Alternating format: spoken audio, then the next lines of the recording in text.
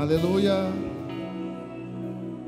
Te louvamos, ó Deus Pai Todo-Poderoso, Criador do céu e da terra, porque o Senhor é bendito.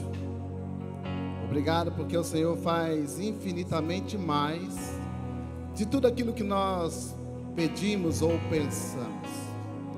Obrigado por tua graça, pelo teu favor, nos assistindo sempre, o dia todo, todos os dias. Obrigado pelo teu refrigério, pela luz da tua palavra. Nós estamos com expectativa de tudo aquilo que o Senhor vai fazer aqui essa noite, através do Espírito Santo, que vai mudar entendimentos naturais e vai fazer com que nós se fortalecemos em fé para andar sobre as coisas sobrenaturais.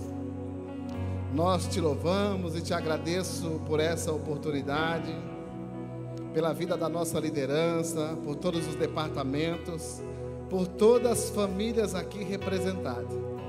Em nome de Jesus, obrigado, Pai, porque o Senhor é bom e a tua misericórdia não tem fim.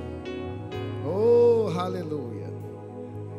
Obrigado em nome de Jesus. Quem crê comigo diz amém. Pode se assentando. Muito obrigado, louvor. Vocês continuam sendo uma bênção. Aleluia. Boa noite, graça e paz.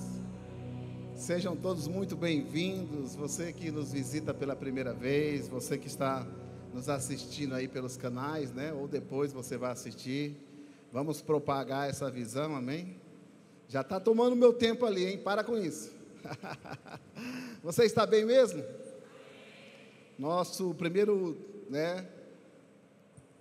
primeira quinta do mês, nosso culto da família. E hoje eu quero trazer uma palavra sobre finanças familiar. Vocês estão com a vida tudo boa nas finanças aí, pelo que eu vi. Era para vocês pular da cadeira, correr, vibrar. Porque Deus é bom, queridos. Deus tem prazer na sua prosperidade. Você é próspero? Seu bolso sabe disso? Aleluia! Glória a Deus. Lá em Mateus, no capítulo 6, no versículo 24, eu vou ler alguns versículos, se você quiser anotar. Ele diz: ninguém pode servir a dois senhores, pois odiará um e amará o outro, ou se dedicará a um e desprezará o outro. Vocês não podem servir Deus e ao dinheiro. Então a Bíblia diz que nós devemos fazer uma escolha aqui. E quando nós aceitamos o Senhor Jesus como Salvador e Senhor, nós estamos dizendo a Ele: o Senhor é o dono da minha vida. Como dono, Ele também é o dono das nossas riquezas, porque a fonte da riqueza é o Senhor. Ele é o dono do ouro e da prata.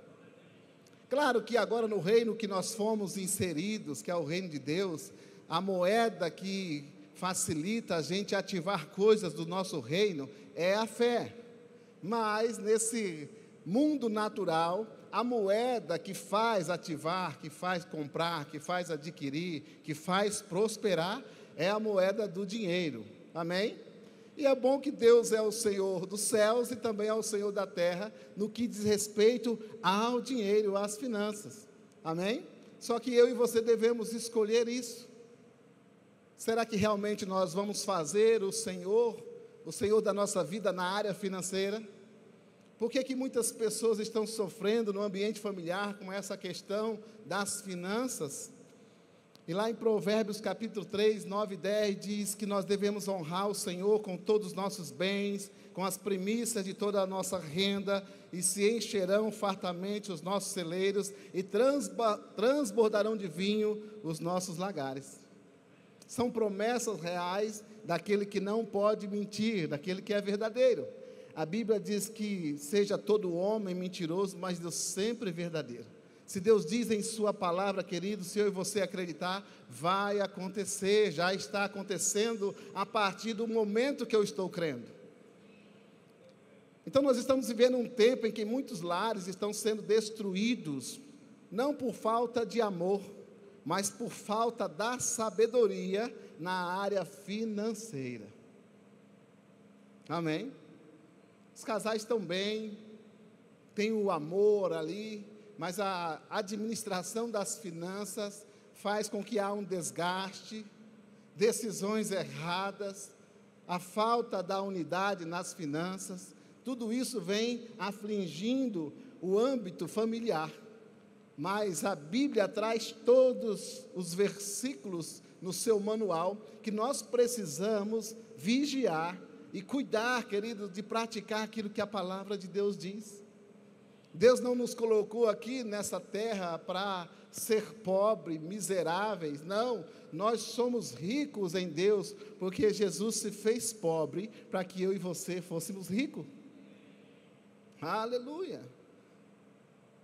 Então, casamentos terminam por dívidas, famílias se dividem por causa de dinheiro, e muitos filhos crescem em meio à discussão sobre o que faltou e o que sobrou.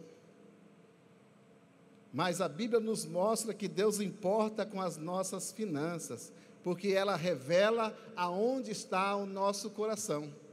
Amém? Você já sondou o seu coração, o seu espírito?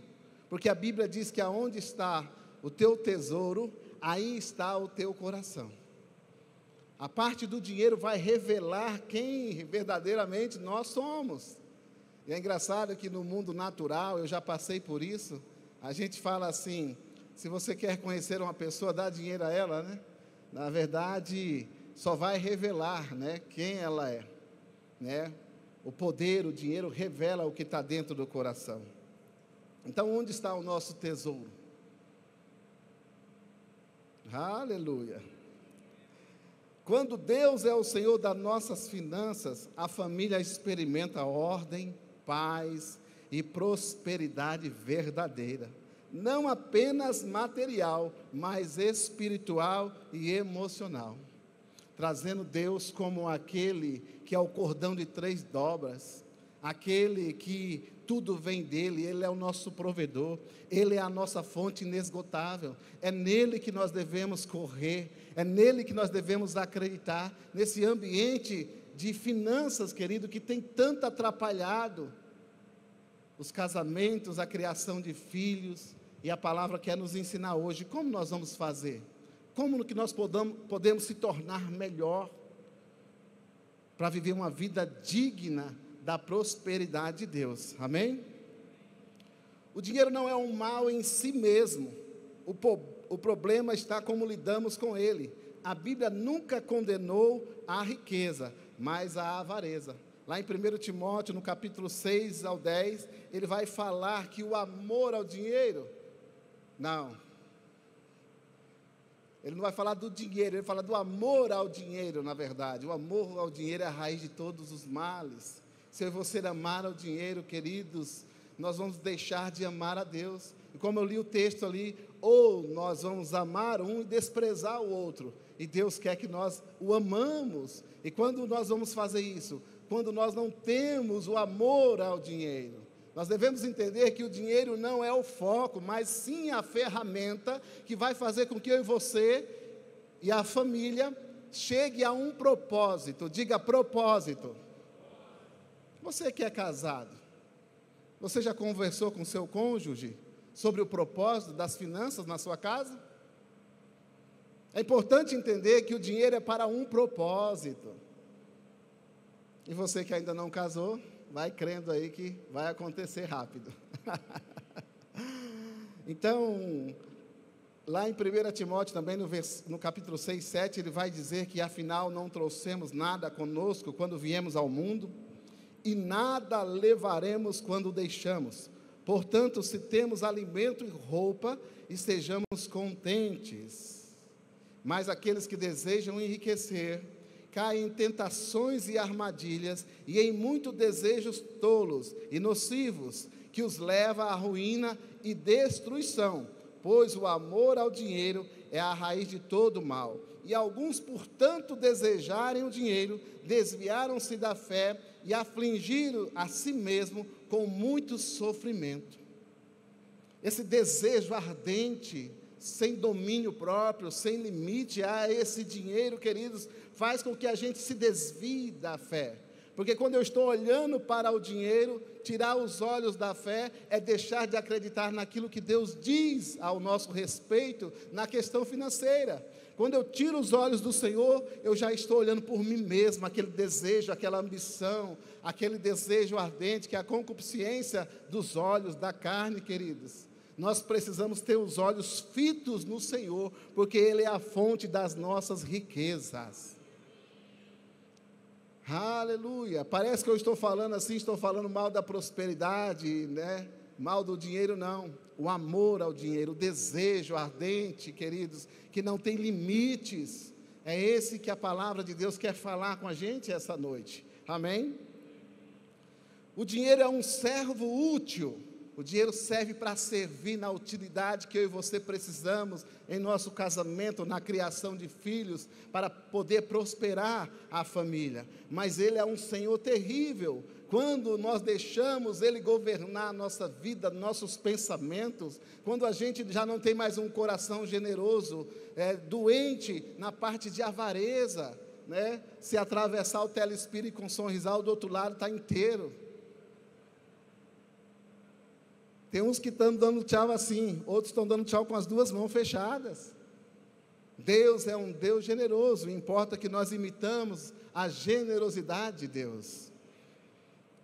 Pastor, e qual é o propósito do dinheiro? Eu vou trazer alguns propósitos aqui, e Deus vai encaixando com a tua família, que talvez o teu propósito não é o meu, né? E o seu não é o meu, mas a palavra vai falar com você. O propósito do dinheiro é sustentar a família. Lá em 1 Timóteo, no capítulo 5, no versículo 8, diz: aqueles que não cuidam dos seus, especialmente dos de sua própria família, negaram a fé e são piores que os descrentes. Então, primeiro passo, queridos, o propósito é cuidar da sua família, é se importar com os seus, é saber qual é o propósito que a sua esposa quer, qual é o propósito que o seu marido quer, qual é o propósito que o seu filho precisa. Esse é o primeiro propósito, o ambiente familiar das riquezas que Deus tem confiado em nossas mãos. Quando nós não fazemos isso, nós estamos negando a fé. E a Bíblia é bem clara que nós somos piores que os descrentes. Amém? Também, um segundo propósito é ajudar o próximo. Há algum tempo, eu vim pensando: Senhor, para que serve tanto dinheiro, se não for para ajudar as pessoas? Se não for para você se envolver em alguma coisa que ganha vida, que transforma a vida, que restaura a vida, que salva vidas, não tem lógica você tanto dinheiro. Não é possível que alguém quer viver pelo seu bel prazer, querido, somente para ostentar aquilo que tem, somente para que as pessoas olhem você por aquilo que você tem. Não, não, o dinheiro deve ser para ajudar o próximo, amém? A Bíblia diz lá em Provérbios, capítulo 19, 17, quem ajuda os pobres, empresta ao Senhor, amém? Quantos que você já tem emprestado ao Senhor? Quantos que eu já tenho emprestado? Deus, Ele não esquece de cada empréstimo que nós fazemos. Com certeza nós vamos colher em abundância tudo aquilo que nós plantamos, amém? Também um propósito, honrar a Deus, queridos. Nós devemos reconhecer a Deus, reconhecer que Deus é a fonte. Honrar a Deus com as nossas riquezas, com o melhor, né, que a nossa fazenda, que a nossa renda possa produzir, né? Isso está lá em Provérbios, capítulo 3, 9, né? Honra o Senhor com suas riquezas, com a melhor parte de tudo que produzir. Isso tem que estar no meu coração, porque se eu reconheço que Deus é a fonte da riqueza, quanto mais eu honro ao Senhor, mais o Senhor vai se agradar dessa honra, e com certeza mais benefícios da parte deles chegará a nós. Portas abertas, conexões divinas, né? Dinheiro chegando do norte, do sul, do leste, do oeste, e nós devemos acreditar nisso. Então, pastor, o que fazer? Honra ao Senhor. Aleluia. Também estabelecer o reino de Deus, como eu falei, queridos, a igreja do Senhor, uma igreja séria, uma igreja que tem visão, essa é uma igreja que ajuda a estabelecer o reino de Deus. Lá em Mateus 6,33, a palavra diz: busque em primeiro lugar o reino de Deus e a sua justiça, e todas essas coisas lhe serão dadas. Então, o valor, o propósito para o dinheiro é promover o reino de Deus, salvando vidas, transformando vidas, restaurando vidas. E como eu faço isso? Com a palavra de Deus. Aleluia, a palavra de Deus pode restaurar. O dinheiro talvez não restaure, porque muitas pessoas, às vezes, ela vê o homem ainda com a sua fonte de renda, ela vê o homem para pedir dinheiro emprestado. Quando ela se aperta em uma dívida, queridos, ela lembra do irmão, e ela logo pensa que o irmão é o seu provedor e esquece que Deus é o seu provedor. As pessoas têm mudado os valores, deixando de reconhecer a Deus como provedor e buscando em figura humana. Sabe, querido, se Deus quiser usar pessoas para abençoar você, para ofertar você, Deus falará com essa pessoa. Nós sabemos que mais bem-aventurado é dar do que receber. Só que eles não fiquem o tempo todo e todo o tempo só querendo receber. Mude isso na sua vida. Comece a declarar: eu sou generoso, eu vou ofertar grandes valores. Ah, mas você não tem, mas essas declarações do coração vai fazer com que chegue na sua vida. Aleluia. Então, o princípio bíblico para finanças na família é Deus em primeiro lugar. Antes de gastar, coloque Deus no centro. A família que prioriza o reino, ela vê o cuidado de Deus em cada área, inclusive nas contas e nas oportunidades e nos recursos. Uma segunda situação é a administração financeira, querido. A Bíblia diz lá em Provérbios, capítulo 21, no versículo 5, os planos bem elaborados levam à fartura. Amém? Mas o apressado sempre acaba na miséria. Viu aquela pessoa que incontrolável, ela quer ficar rica, ela quer ganhar, ela não faz plano.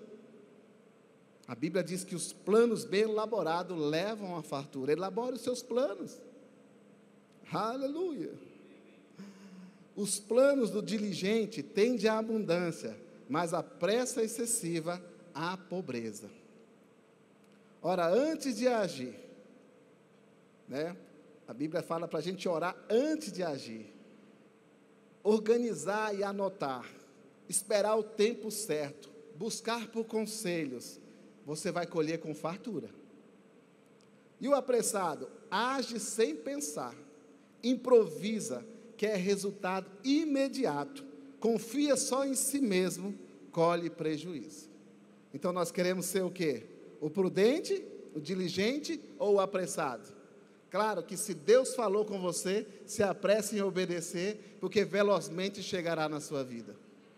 Mas se for algo que você não foi guiado pelo Espírito Santo, nós devemos tomar muito cuidado. Porque, queridos, a maioria das decisões que nós fazemos no ambiente familiar, porque é aquilo que o pastor Guilherme ministra aqui, quando o homem toma uma decisão errada, não é só ele que vai sofrer o dano. A esposa, os filhos, a sua casa sofrerá o dano. Amém?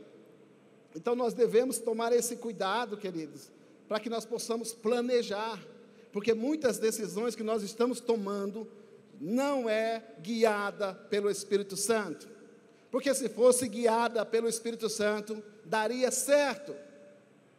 Nós devemos reconhecer o nosso erro e pedir perdão a Deus pelas coisas erradas que nós entramos. E às vezes nós não colocamos a responsabilidade em nós mesmos. Ah, Senhor, mas quem que entrou, queridos? Foi nós mesmos.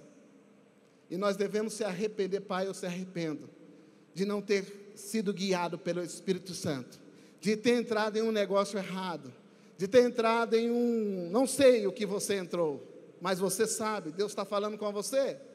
E naquilo que você entrou, queridos, você tem a graça e o favor de Deus para sair quando você se arrepende. É só se arrepender que Deus pega junto contigo, não importa se foi uma decisão errada. Mas Deus está querendo um coração humilde que reconheça: Pai, eu pego na tua mão e o Senhor me tira desse lugar. Porque, queridos, para que os cristãos então estão entrando em coisas erradas? Por ganância, por ambição, por fonte de riquezas. Tudo é dinheiro, tudo é riqueza. Eu estava falando com minha esposa quando eu estava vindo aqui. A gente compra uma televisão 2025. Vamos supor que ela tenha 80 polegadas. Aí 2026 sai uma de 100 polegadas. Ah não, eu quero trocar. Eu quero trocar. O consumismo, desejo de consumir. Não, eu quero trocar de carro todo ano. Eu quero... Queridos, isso é lícito. Mas não quando nós, por causa disso, entramos em apuros. Nós poderíamos estar lá na frente na área das finanças, Deus usando nossa vida para movimentar o reino de Deus, enquanto nós estamos atolados nas finanças, atolados em dívidas, nomes no SPC, no Serasa. Para com isso, queridos, não foi para isso que Deus nos chamou. A Bíblia nos chamou para que, no que depender de nós, queridos, ter paz com todos os homens, no que depender de nós, a gente não dever nada para alguém a não ser o amor. Se você está falando com alguém que já esteve num ambiente de dívida, alguém que já esteve no fundo do poço, alguém que agora, querido, está aqui porque o Senhor me tirou de tudo isso, mas eu tive que me arrepender, eu tive que recalcular a rota. Eu falando com o Winston esse dia, ele falou: pastor, tem dois caminhos. Tem o caminho da graça e do favor de Deus, e tem o caminho que nós saímos desse caminho da graça e do favor. Mas o caminho de Deus está lá. E no nosso caminho, Deus cria portas para que nós possamos voltar para o caminho de Deus.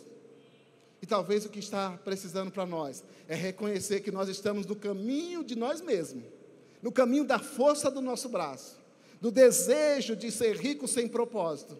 E Deus abriu um atalho para que eu e você possamos voltar para o caminho. Aleluia, glória a Deus. O prudente planeja com calma, o apressado corre e tropeça. Sabe, queridos, famílias sábias planejam, como eu falei, anotam, economizam, decidem juntas. Muitos lares enfrentam dificuldades não por falta de renda, mas por falta de controle e diálogo. Devemos conversar, devemos estar em unidade, no ambiente familiar. Por mais que alguém tomou uma decisão errada, nós não somos Satanás para ficar julgando. Quem julga é Satanás. Nós somos aquele que vai falar: ei, nós erramos, e vamos se arrepender, e vamos entrar em unidade, e Deus vai derramar graça sobre nós. Aleluia. Uma dica prática para nós: tenha um orçamento familiar, converse sobre prioridades, evite decisões impulsivas. Amém? Como eu falei, a unidade do casal é muito importante. Lá em Eclesiastes capítulo 4, no versículo 1, diz: se dois dormirem juntos, eles se esquentarão, mas um só, como se esquentará?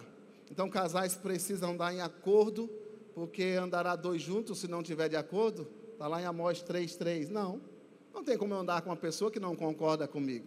Então, vamos recalcular a rota e vamos andar em concordância e unidade. Como eu falei, a graça e o favor de Deus vai alcançar você. Vai alcançar por causa da unidade. Não existe, querido, meu dinheiro e seu dinheiro. Existe o nosso propósito. É meu dinheiro, é seu dinheiro. Para com isso, queridos. Não existe senha no celular. Pode existir, sim, contas separadas, pode existir contas conjuntas, desde que você confie. Será que se seu esposo ou sua esposa chegar em você: deixa eu olhar a conta, você vai deixar? Deixa eu olhar o celular, você vai deixar? Se a pessoa que tem confiança, vai deixar. Então não tem problema isso, desde que eu sei o que eu estou fazendo, né? Então não é meu, é nosso. Aleluia. Quando o marido e a esposa caminham em concordância, o inimigo perde terreno. Talvez, querido, você possa estar aqui pensando, meu Deus, né? A palavra está falando comigo, mas eu não estou vendo. O diabo está fazendo grandes coisas nas minhas finanças. Tem sido muito difícil a minha vida com o meu marido, com a minha esposa. Mas sabe, queridos, a Bíblia diz que nós não devemos ter medo do diabo. A Bíblia só pede para nós fugir de uma coisa, fugir da aparência do mal no que diz respeito ao sexo oposto. Eu não posso ficar flertando, não posso ficar mimimi com o sexo oposto. A Bíblia fala, foge. Mas para o diabo, a Bíblia fala, resistir ao diabo e ele fugirá de vós.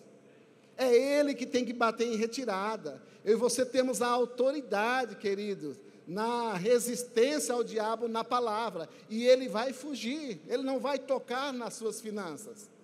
Agora, é claro, no Velho Testamento, eu acredito que se der tempo nós vamos chegar lá, a minha fidelidade nos dízimos, nas ofertas, faria com que Deus repreendesse o devorador. E agora, no Novo Testamento, praticamente quando eu obedeço e devolvo o dízimo e oferto, eu já estou criando uma barreira, por causa da obediência, para que o devorador não toque na minha área financeira. E o cristão que entende que tem que ser fiel nos dízimos e nas ofertas e não faz, ele abriu uma brecha profunda e larga, para que o diabo cirande sobre as suas finanças.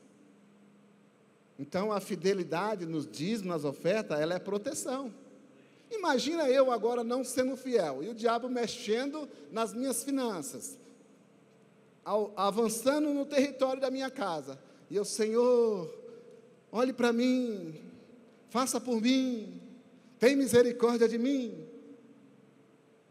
Queridos, quando nós obedecemos a palavra de Deus, ainda que o ladrão vê que a porta está fechada, mas se ele se levantar, se eu estou sendo obediente nas finanças, eu tenho a autoridade de mandar ele parar. A autoridade minha? Não, a autoridade no nome de Jesus. Se eu estou obediente nos dízimos, nas ofertas, eu posso orar, porque o portão fechado não inibe o ladrão de entrar. Ele vai querer entrar, mas ele vai encontrar, querido, uma autoridade do outro lado, que não vai fazer com que ele entre e bagunce a área financeira da nossa vida. Então nós estamos falando coisa séria, porque se você está aqui, e você não quer ter uma vida boa financeira, eu vou ter que orar por você, ou chamar o Padre Quevedo. Porque todos nós queremos prosperar, porque Deus imprimiu isso no nosso espírito. Isso é a vontade de Deus para nós. Isso também é preenchimento daquele vazio que as pessoas procuram, só que equilibrado, de acordo com a luz da palavra.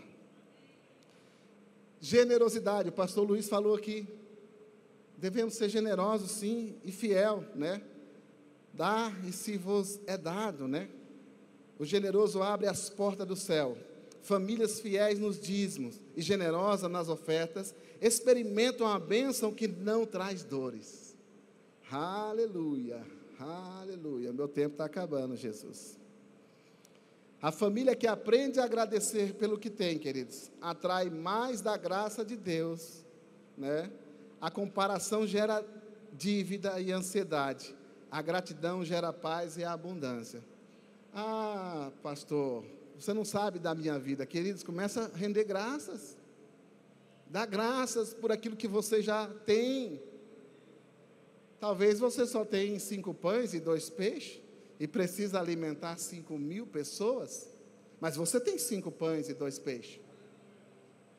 E que você rendendo graça, Deus multiplicará um valor natural para números espirituais, sobrenaturais que você e eu precisamos.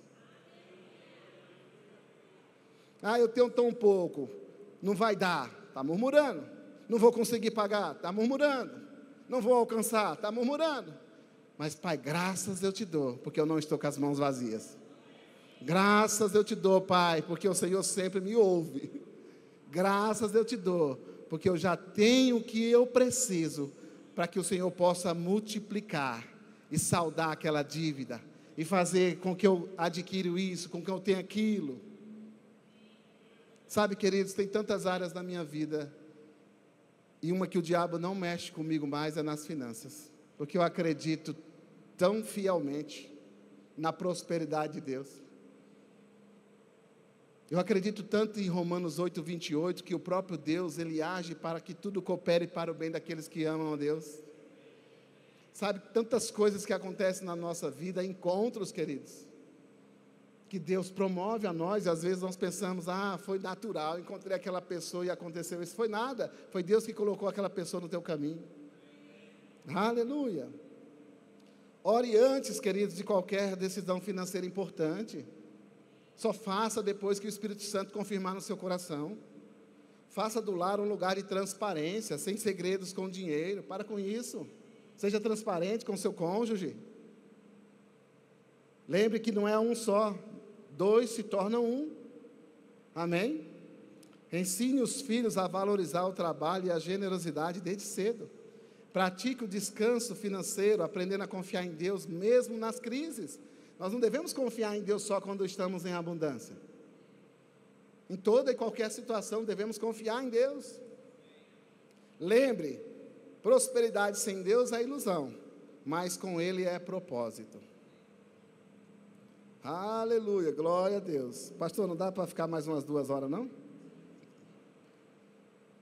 Jesus da glória, eu vou ir para o final então aqui, porque está tão bom, rapaz. Alguns erros então para a gente finalizar ali, né? Eu sei, como eu falei, muitas famílias têm amor, têm fé, têm oração, mas vivem em opressão financeira, e o inimigo sabe que se ele não conseguir destruir o casamento com adultério, ele tenta com dívidas, com brigas, com escassez. Mas Deus nos chama hoje para trazer à luz a área financeira. Aleluia. Deus, Ele quer que nós tenhamos esse entendimento, querido, né? Porque a bênção de Deus, ela não traz confusão, ela é ordem, ela é paz, ela é abundância. A bênção do Senhor que enriquece e não acrescenta dores, né? Então, alguns erros: não colocar Deus em primeiro lugar, né? Primeiro erro é colocar Deus em último lugar nas finanças. Deus não pode abençoar aquilo que o exclui. Se nós excluímos o Senhor, você tirou Deus do trono, eu tirei Deus do trono, então não adianta, nem adianta tentar. A família que honra a Deus com dízimo, com oferta e com fé, nunca ficará desamparada, tá? Então, quando Deus é o primeiro, o restante tudo se organiza. Gastar mais do que ganha. O apressado sempre acaba na miséria. O segundo erro é viver além das suas posses. O consumismo é um inimigo silencioso que rouba a paz dos lares. Deus quer te ensinar a viver com sabedoria e não com aparência. A bênção de Deus traz crescimento e não dívida, amém? Falta de planejamento. Quem quer construir uma torre e não se assenta primeiro para calcular as despesas? Muitos oram pedindo prosperidade, mas não se organizam, não têm um planejamento espiritual, né? Uma família que planeja está dizendo: Senhor, nós cremos, mas também somos responsáveis. Não é só crer, eu vou comprar pela fé, eu vou comprar no nome de Jesus. Quando você vê, sujou o nome de Jesus. Aí está lá Jesus por causa de, eu vou comprar no nome, compra no teu nome mesmo, que se sujar, suja o seu nome de Jesus, né? Brincadeira. Falta de diálogo entre o casal. Como andarão dois juntos se não estiverem de acordo? O dinheiro precisa ser conversado. Muitos casais brigam por falta de clareza, por segredos financeiros ou por decisões isoladas. A unidade do casal é a base da prosperidade. Negligenciar o dízimo, né, e as ofertas, porque a fidelidade é a chave da provisão. Quem retém o que é de Deus, fecha a janela do céu sobre si mesmo. Deus está para o lado de fora e a janela está fechada, como que Ele vai abençoar, né? Então, Deus não precisa do nosso dinheiro, Ele quer nos ensinar a confiar nele. A fidelidade no pouco libera a abundância no muito. Tem gente que tem tão pouco que ele não quer nem ofertar. Como que Deus vai confiar as grandes riquezas nele? Que não importa o valor. Não importa, como tem ministrado aqui, né, todos os ministros, o que importa é o que está no seu coração, não o valor. Comece com o que você tem e Deus vai te promover aquilo que você não tinha. Aleluia. a riqueza adquirida às pressas diminuirá. Então não tente enriquecer rapidamente. Esse erro tem destruído muitos cristãos, investimentos arriscados, golpes, promessa de lucro fácil, tudo isso é engano. A Bíblia ensina que a prosperidade verdadeira é construída, não improvisada. O processo de Deus é mais seguro do que o atalho do inimigo. Pirâmides, né? Marketing multinível, todas essas coisas trouxeram dano ao corpo de Cristo, queridos. Porque o cristão é um cristão de fé. Quando alguém convence ele, menino, mesmo para a coisa errada, ele acaba entrando, porque ele colocou fé no negócio. Então o processo de Deus é muito mais seguro do que o atalho do inimigo. Falta de contentamento. Tendo sustento e com o que vestir, estejamos contentes. 1 Timóteo capítulo 6, 8. Famílias se perdem porque vivem se comparando, querem ter o que o outro tem. Isso gera dívida e tristeza. A gratidão é o remédio contra a ganância. Seja grato com o que você tem. Esteja contente. Ah, pastor, eu vou estar contente por toda a vida. Contente é diferente de conformado. Você não vai se conformar, mas você está contente. Mas não se conformará com aquilo que você tem, e você vai alcançar muito mais no Senhor. Viver de aparências. O homem fiel abundará em bênçãos. Provérbios 28, 20. Muitos vivem para parecer prósperos e não para estar em paz. Compram o que não precisam, com o dinheiro do que não têm, para impressionar quem não se importa. Deus abençoa a verdade, não a aparência. Não ensinar os filhos sobre finanças. Está um ponto, queridos, que nós devemos ensinar. Somos treinadores. A negligência vai fazer com que o pai e a mãe possam entrar em apuros, amém? Ensina a criança no caminho que deve andar, né? Se os filhos não aprendem a valorizar o trabalho e a generosidade, repetirão os erros dos seus pais. Famílias sábias formam gerações de mordomos fiéis, não de consumidores. Então, educar financeiramente é educar espiritualmente.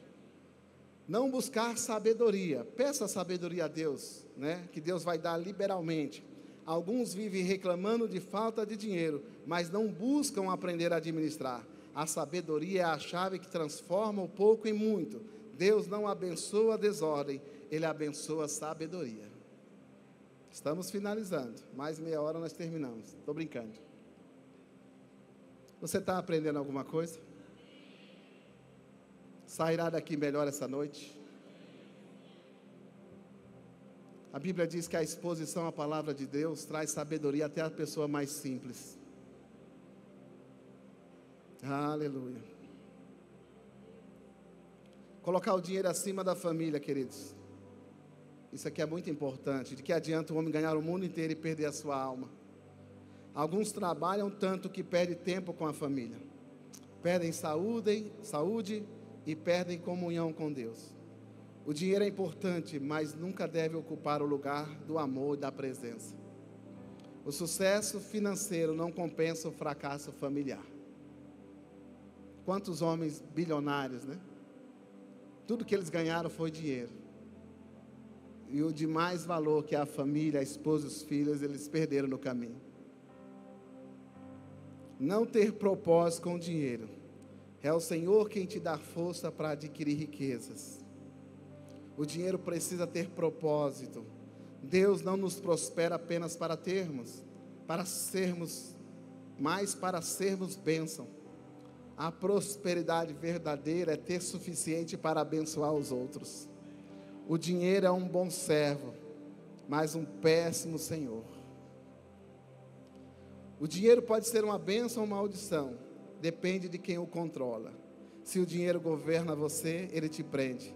Mas se Deus governa o seu dinheiro, Ele te liberta.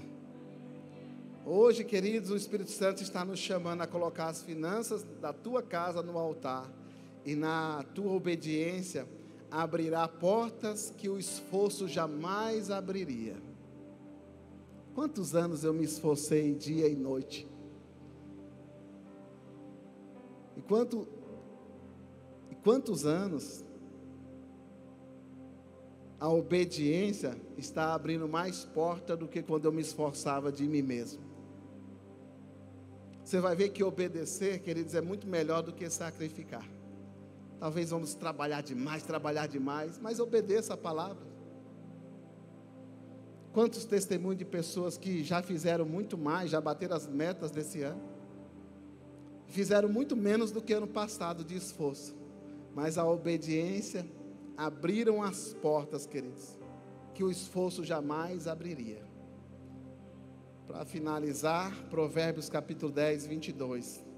A bênção do Senhor é que enriquece, e ela não acrescenta dores. Fique de pé.